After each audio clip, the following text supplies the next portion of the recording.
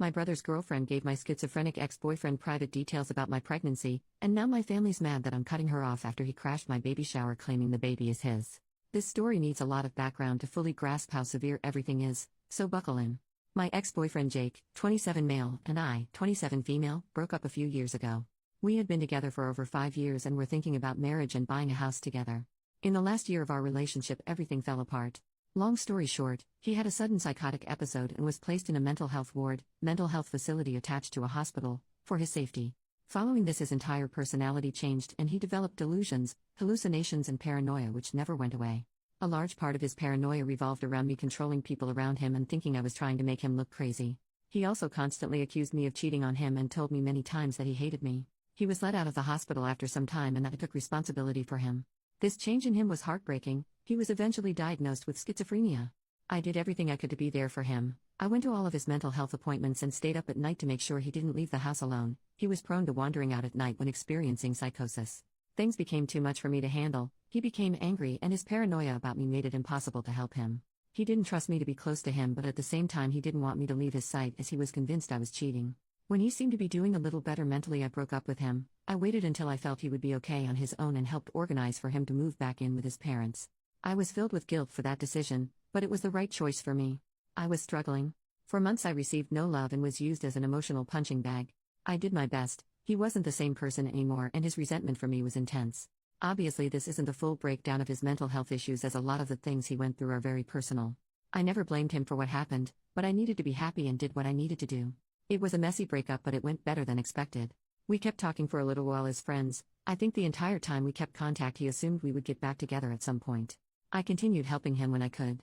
When I started a new relationship with my current partner Sam, 30 male, Jake had a really bad psychotic episode and threatened both of us. He accused me of cheating on him with Sam before we broke up, which makes no sense as I met Sam a while after we had broken up, and sent both of us intense messages. I managed to contact Jake's family, who got him the help he needed. Following this, I cut all contact with Jake. It was obvious that we couldn't maintain a friendship anymore. The only slight connection I have to Jake is my brother's girlfriend Jess, 29 female.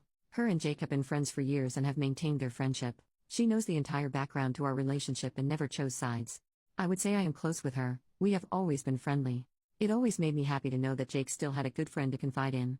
Shift forward to March 2022. I got pregnant with Sam's baby in January and was 3 months pregnant. I had just told my family and close friends about the pregnancy. I told everyone to keep it quiet as I didn't feel ready to publicly announce it. I was incredibly emotional, nauseous, and in no state to deal with any potential fallout at that point. Less than 24 hours passed after telling my side of the family and I received a phone call from Jake. He had found out I was pregnant and left a voicemail saying he would be filing for custody of the baby. Obviously he was in a psychotic episode, so I ignored his calls and let his family know that he had reached out to me. By this point it had been over a year since we had even spoken. He has no idea where I live or work, so I'm not worried about him showing up physically to confront me.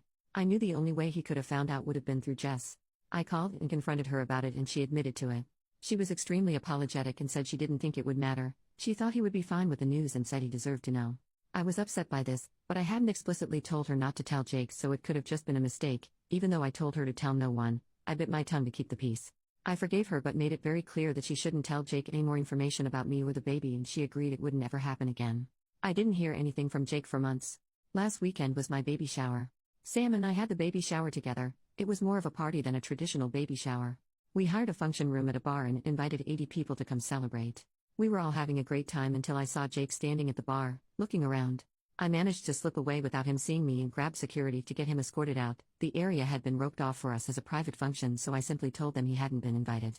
I watched as security approached him and asked him to leave. He was furious and started yelling, demanding to talk to me before he would leave. Sam and several friends went over to him to try and talk him down, but it only escalated.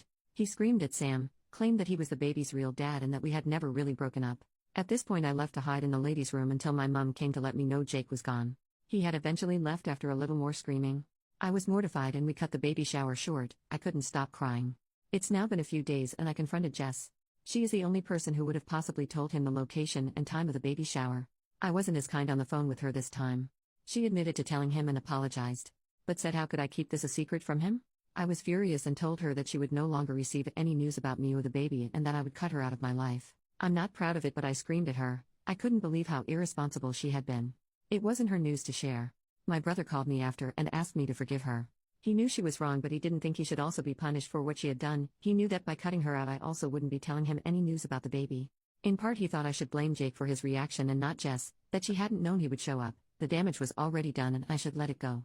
But I honestly don't blame Jake for what happened. He is mentally ill and needs help. It's not his fault, and I know he will regret all of this when he comes back to a more clear headspace. I told his family what had happened and they told me he was readmitted to the mental health ward. He had threatened to harm himself if he wasn't allowed to see my baby. Regardless of whether I think he is at fault, I definitely don't feel safe with Jake now. I have a child to think about, and him thinking it is somehow his is pretty scary. I haven't budged with Jess or my brother. My family all think I should forgive her so my brother can meet his niece or nephew. We don't know the gender. But I just can't trust her.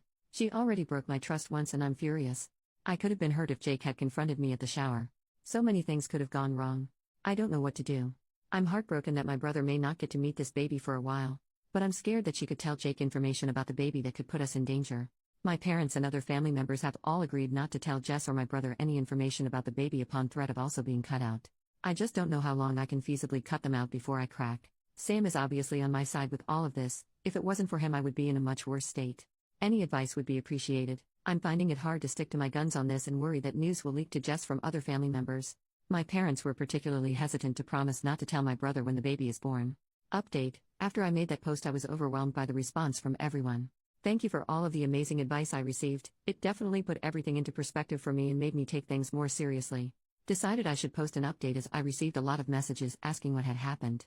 I received a lot of comments doubting the motives of Jess, and unfortunately you guys were right. So, I had my baby earlier than anticipated. I'm happy to announce that Sam and I now have a beautiful son. He is currently 10 weeks old and was born at 38 weeks. We are absolutely smitten with him and couldn't be happier. Not long after I made my original post, Sam and I moved into a new house. We had been living in a one-bedroom apartment, and decided we needed more space for our growing family. Part of our decision on our house was that it was further away from my brother and Jess. Our apartment had only been a 5-minute drive from them, and I felt uncomfortable knowing that Jake could potentially be visiting, and we could run into him while walking the dog. I also didn't trust that Jess hadn't told him where we lived. Our new house is now a 45-minute drive away from them, and I feel much safer. We didn't tell them the location of our new home. We had been living in our new house for about a month with no issues. I heard from Jake's family that he was on an extended mental health hold at the hospital as his psychotic episode was not subsidizing and he refused to take his medication. I also warned them about his relationship with Jess, and they seemed to take it seriously. They would keep an eye on them and told the hospital that she was not to be allowed visitation with him. My family stopped pestering me to forgive Jess. My mom had a heart-to-heart with me and finally understood why I had to cut my brother out. I didn't hear anything from my brother. Apparently my mom had stepped up and had a conversation with him about the severity of what Jess had done. It broke my heart to push my brother away as we had been so close. But after reading all of your comments, I knew that I had to be responsible and keep my baby safe. Unfortunately, things didn't stay so calm. After a few months, I received a call from Jake. He had finally been released from the hospital and was embarrassed about his behavior at the baby shower. He told me he knew that the baby wasn't his. He cried and asked to speak with Sam. He wanted to personally apologize to him. Sam didn't want to talk to him. I told him I forgave him. I knew it wasn't his fault and that we should move on. I was also very firm with him and told him that under no circumstances would I let him be around me or my baby. If he tried to contact us, I wouldn't hesitate to call the police. He accepted that and our conversation ended. About 2 weeks later, Jake showed up at Sam's workplace, demanding to speak with him. They had a short conversation where Jake broke down in tears and begged to be forgiven. From what Sam told me, he didn't seem to be stable. In his apology, he said, "I'm so sorry for confronting you in public like that. I should have spoken to you privately. Clearly you didn't know the baby isn't yours and you were humiliated in front of your friends." Paraphrasing here. Sam didn't want to provoke him, so he said he accepted his apology and asked him to leave. Sam then called me to let me know what had happened. I was shattered. Obviously Jess had told him where Sam worked. I called Jake's family to let them know what had happened. They told me the next day he hadn't come home and were extremely worried. He wasn't meant to be driving as his license had been suspended. He had been caught speeding several times, but he had taken his mom's car without her permission. A few days later, he was found by police in a building that was under construction, completely out of it and confused. He had driven 20 hours away from our town. He was taken to the local hospital and placed in their mental health ward. His family flew up to retrieve him. To this day, I still haven't heard any updates on Jake. I assume he is still in a mental health facility. His family always updates me when he is released. After all of that, my brother called me and asked if he could meet up with me for lunch one day. He sounded upset on the phone, so I agreed. We met at a McDonald's. Then he told me all the crazy stuff that had happened with Jess. Apparently when Jake got out of the hospital, following the baby shower incident, he had shown up at their house to see Jess. My brother was really worried because he could tell that Jake was in a manic episode. He kept an eye on Jake while he visited and noticed that he was being extremely touchy-feely with Jess, who started to seem flirty with him as well. It made him really uncomfortable, so he made an excuse about him and Jess needing to go to a friend's house. When Jake left, him and Jess had a massive fight. He confronted Jess about the flirty behavior and she was extremely defensive. She flat out denied that she had been flirting or that Jake had been touching her at all. My brother decided to drop it. Not long after, we later realized this happened on the same day that he had gone to Sam's workplace. Jake showed up at their house again, but this time Jess was at work. My brother works from home. Jake told him that he was in love with Jess, confessed that they had been sleeping together, and showed him a bunch of text messages between the two of them to prove that he wasn't making this up. My brother asked him to leave. When Jess got home, he confronted her. At first she tried to deny it but eventually confessed. She begged my brother to forgive her. She had realized after his outburst at the baby shower that she didn't love him. My brother was furious and told her to stay with her parents for a while. Ever since then he hasn't heard from her. It's been months now and it looks like things are over between the two of them. My brother feels terrible about what Jess did to me. Although I want to let him back into my life fully, I still don't trust that he won't eventually get back together with Jess. The two of them haven't officially broken up, and until that day comes I won't be sharing my address or photos of our son with him. So far my brother has met our son once at my parents' house. I still don't know why Jess decided to tell Jake about my pregnancy. But I'm so glad she isn't in our lives anymore. I haven't heard anything from her or Jake since. I'm constantly worried he could show up again. I've developed some strange OCD behaviors after it all, needing to check that all our doors are locked 5 times and touching all of the windows in our house before I can go to sleep. Other than that, things have been peaceful so far, and Sam and I have been able to enjoy our new life as parents. New update. Figured I may as well give an update as I received a lot of messages. So this is for anyone that may pass through and see this. Unfortunately, I don't have great news to share in this update. One good thing, my brother did officially break up with Jess. Our relationship is still strained after what happened, but we are able to talk and be civil now. Also, my life with Sam and our new baby has been amazing. Being a new parent is definitely hard, but I've been loving every second of it. I haven't gone back to work after my maternity leave. Thankfully, Sam makes enough that I can be a stay-at-home mom until I decide I want to go back. So on to the news with Jake. I didn't hear anything from him or his family for a while. I heard not long after making my last post that he was on a longer-term mental health hold and then had radio silence. I took that to be a good thing. Not hearing from him usually meant he was doing better. About a month ago I received a strange text from Jake at 2 a.m. I didn't see it until the morning. The message made no sense. He was talking about seeing someone who came back from the future, that he was being followed and needed to hide. He mentioned the movie director Christopher Nolan and how he had seen hidden messages in his movies and he was going to win $1 million with numbers that were hidden in his movies. Honestly, I've received similar messages from him before, so I wasn't too put off by it. I took a screenshot of the message and sent it to his sister so she knew he had contacted me. Then I kind of forgot about it. His sister didn't get back to me though, which I did find a bit strange. She normally messaged me back pretty quickly. 2 days later his sister called me. She was crying on the phone and asked me if I had received any other contact from Jake that night. I told her no. She explained to me that Jake had passed away that night. He unalived himself. Only hours after he had sent me that message. He had apparently sent the same message to about 20 people in his contact list. I don't know all of the details, but apparently that night he had managed to steal his mom's car again. She had been hiding her keys from him, but after ransacking the house he had found them. He went on a drive around the city. No one really knows the details of what he was thinking. But he rammed into another car and pushed them off the road. They slammed into a tree. Thankfully they weren't majorly injured. I later found out it was a young 17-year-old couple in the car. It was a hit and run. He apparently sped up behind them on a quiet road, hit them from the back and sped off. It was all caught on a dash camera. With the timeline we have, it seems he sent his message to everyone only 15 minutes after the accident. About 3 hours later he had passed away. I won't be sharing the details of that. His funeral happened and I decided not to go.